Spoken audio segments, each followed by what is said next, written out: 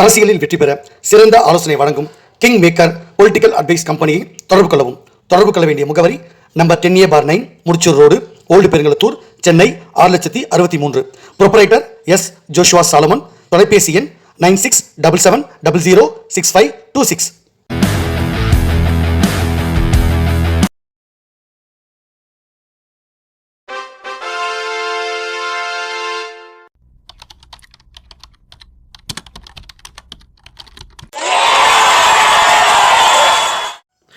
உலகத் தமிழ் ரசிகர்கள் அத்தனை பேருக்கும் என்னுடைய பணிவான வணக்கம். நான் செந்தில்குமார்.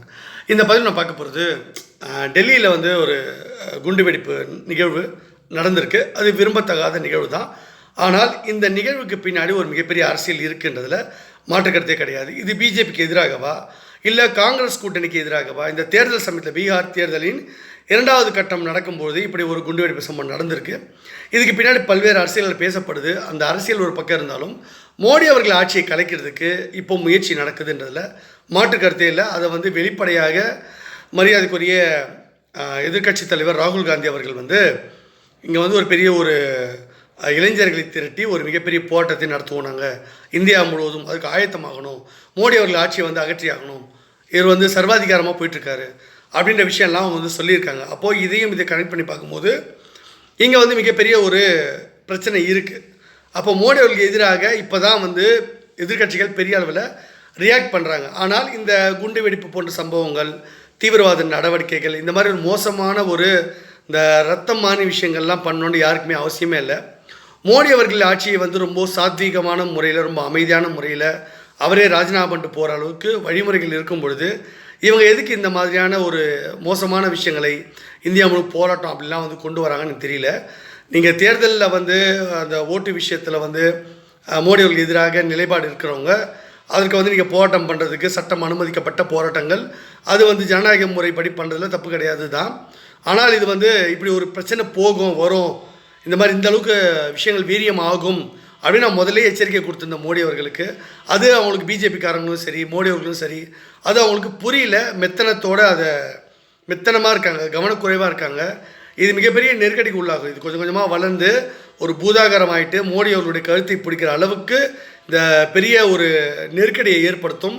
அதற்கு பிறகு மோடி அவர்கள் அவரே ராஜினாமா பண்ண நிலைமைக்கு அது கொண்டு போய் விட்டுடலாம். அப்போது அது வந்து சரியான ஒரு மாற்று வழியை உங்களுக்கு தெரியலன்னா நான் சொல்லித்தரேன்னு கடிதம் கொடுத்துருக்கேன் மோடி அவர்களுக்கு. அப்போது பிரைம் மினிஸ்டர் ஆஃபீஸில் இங்கே மோடி அவர்கள்கிட்ட இந்த விஷயத்தை தெளிவாக சொல்லுங்கன்னா, இப்போ பாரு பீகார் தேர்தலில் இருக்கார், பிஸியாக இருக்கார் சொல்லிகிட்டே இருந்தாங்க. இப்போ பீகார் தேர்தல் முடிஞ்சிருச்சு கிட்டத்தட்ட. அப்படின்னும் போது இனிமேல் ரிசல்ட் தான் எதிர்பார்க்குறோம்.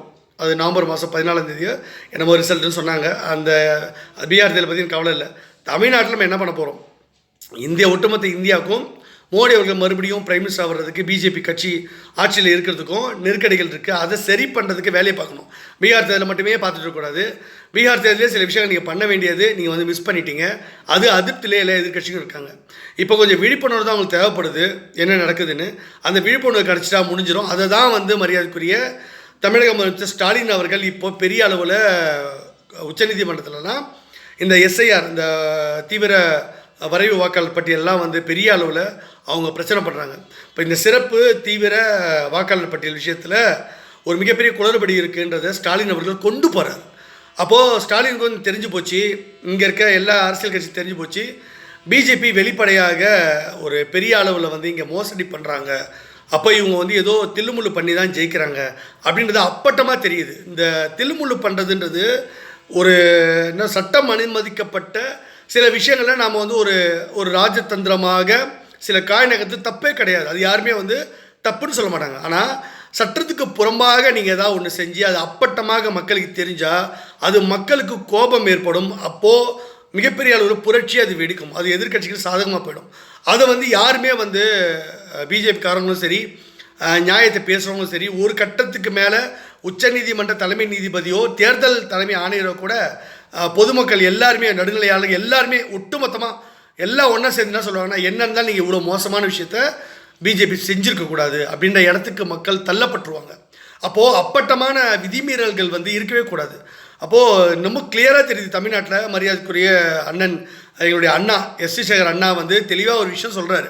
இந்த 30 நாளுக்குள்ளே நீங்கள் எப்படி வந்து கிட்டத்தட்ட 6.5 கோடி வாக்காளர்கள் இருக்காங்க தமிழ்நாட்டில், அப்போ நீங்கள் 2 ஃபார்ம் கொடுக்கணுன்னா கிட்டத்தட்ட 13 கோடி அந்த ஃபார்ம் வந்து கொடுக்கணும். நீங்கள் ஏற்கனவே டிஜிட்டல் இந்தியான்னு மோடி சொல்லிட்டாரு.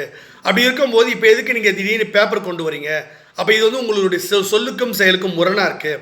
அப்போ 13 கோடி அந்த தீவிர வாக்காளர் பட்டியலுக்காக அந்த பேப்பர் ஃபார்ம் கொடுத்து அதை ஃபில்லப் பண்ணி கொடுக்கணும். இது வந்து சாத்தியமா தமிழ்நாட்டில்? அப்போ 13 கோடி ஃபார்மை நீங்கள் வந்து ஃபில்லப் பண்ணிட்டீங்களா? அது 30 நாள் எப்படி பண்ண முடியும் உங்களால்? ஒரு தொகுதியில் வந்து இத்தனை வாக்காளர் இருப்பாங்க. அப்போது நீங்கள் வந்து எப்படி இதெல்லாம் கவர் பண்ண முடியும்? எவ்வளோ ஊழியர்கள் போட்டிருக்கீங்க? டிஜிட்டல் இந்தியான்னு சொல்லிட்டு ஏற்கனவே ஆதார்லாம் எல்லாத்தையும் இணைச்சிருக்கீங்க. அப்போது அதில் பிறப்பு இறப்பு எல்லாமே இருக்கும். ஒருத்தருக்கு ஒரு ஆதார் என்ன தான் இருக்குது. அப்போ நீங்கள் வந்து எல்லா இடத்துலையும் ஆதார் கேட்கும் பொழுது அப்போ பிறப்பு இறப்பு யார் உயிரோடு இருக்காங்க, யார் செத்துட்டாங்க, யாருக்கு யார் உறவினர் அப்படின்றத நீங்கள் ஆதார் போட்டாலே அதில் காமிச்சிருது இல்லை.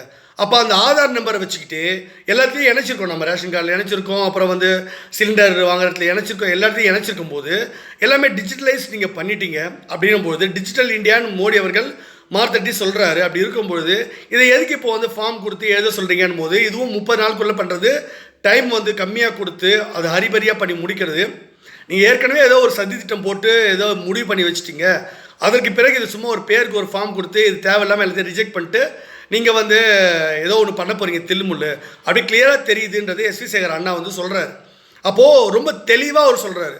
அப்போ இது எல்லாருக்கும் புரிஞ்சிடுச்சு. நீங்கள் என்ன செய்ய போகிறீங்கன்றது தெரியக்கூடாது முதல்ல யாருக்கும். நீங்கள் வந்து செய்கிற விஷயங்கள் சட்டம் அனுமதிக்கப்பட்ட சட்டத்தில் உள்ள ஓட்டைகளை மட்டுமே பயன்படுத்தி நாம் சில ராஜதந்திரமாக செஞ்சால் அது ராஜதந்திரம். பார்ப்பா கலைஞர்கள் கூட சொல்லுவாங்க, பார்ப்பா அவர் ராஜதந்திரி, அவர் வந்து பெரிய நரித்தந்திரம்னுவாங்க.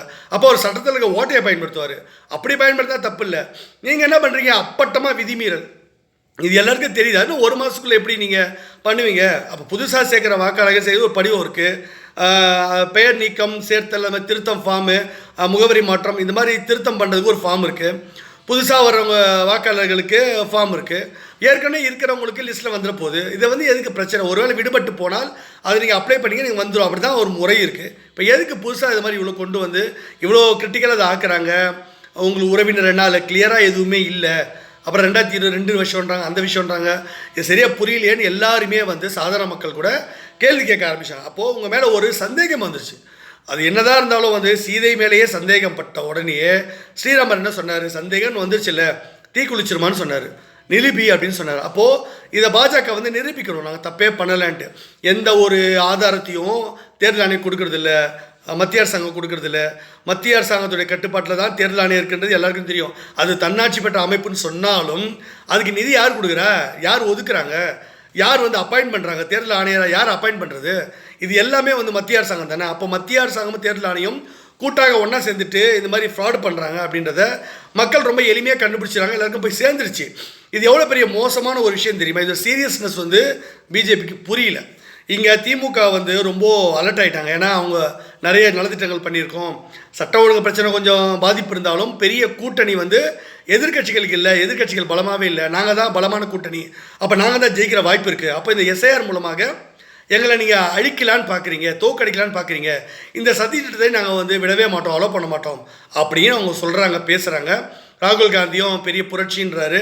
இதெல்லாம் வந்து பிஜேபிக்கு மிகப்பெரிய நெருக்கடி. ஸோ இதெல்லாம் வந்து நீங்கள் கவனத்தில் கொண்டு சரியாக செயல்படணும். இல்லைனா மோடி அவர்கள் ஆட்சிக்கு வந்து மிகப்பெரிய சிக்கல் வரும். திமுகவை வந்து தோக்குறது அவங்க விரும்பவே மாட்டாங்க. அதுக்குள்ளே உங்கள் ஆட்சியை கலைக்கணும்னு அவங்க வந்து சில திட்டங்கள் போடுவாங்க திமுக. அந்த திட்டம் வெற்றி பெற்றால், திமுகவுடைய திட்டம் வெற்றி பெற்றால் மிகப்பெரிய அளவில் மோடி அவர்கள் மட்டும் இல்லை, பாஜகவுக்கு மட்டும் இல்லை, ஒட்டுமொத்த சனாதன தர்ம கும்பலுக்கே மிகப்பெரிய சிக்கலை அது ஏற்படுத்தும். காவி சொந்தங்கள் எல்லாருமே வந்து அச்சப்படுவார்கள். ஆட்சி மாற்றம் நடந்துட்டா இந்தியாவில் அதற்கு பிறகு பிஜேபியோடைய நிலைமை என்னாகும், ஆர்எஸ்எஸ் நிலைமை என்னாகும், மோடி அவர்கள் நிலைமை என்னாகும், இதையெல்லாம் கொஞ்சம் யோசித்து பார்த்து முறைப்படுத்துங்க. இல்லைனா இதை தள்ளி போடுங்க. ஒழுங்காக அதை டைம் எடுத்து மக்கள் அனுமதிக்கிற மாதிரி ஒரு சட்டம் அனுமதிக்கப்பட்ட சில சரியான நடைமுறைகளை எல்லாரும் ஒத்துக்கிறாம இது கரெக்டு தான், இந்த விஷயம் கரெக்டு, ஓகே அப்படின்ற மாதிரி கொண்டு வாங்க. இல்லைனா பழையபடி வாக்குச்சீட்டு முறைக்கே போங்க. அந்த வாக்குச்சீட்டு முறைக்கு போகிறதுல என்னென்ன பண்ணணும், எப்படி பண்ணணும்னு அவங்க சொல்கிறேன்னு ஏற்கனவே கடிதம் கொடுத்துருக்கேன். அதனால் ஏடாகரமாக போய் மாட்டிக்கிட்டு நாளைக்கு ஆட்சியை இழந்து நின்னீங்கன்னா அதுக்கப்புறம் 50 வருஷம் இல்லை, 100 வருஷம் இல்லை, எத்தனை ஜென்மம் ஆனாலும் தமிழ்நாட்டில் பாஜக இந்தியாவிலேயே வரவே வராது. எந்த நாட்டிலையும் பிஜேபி கட்சி இருக்காதுன்றதை நீங்கள் புரிஞ்சுக்கங்க. உங்களுக்கு அக்கறையில் தான் இந்த பதிவு சொல்கிறேன்.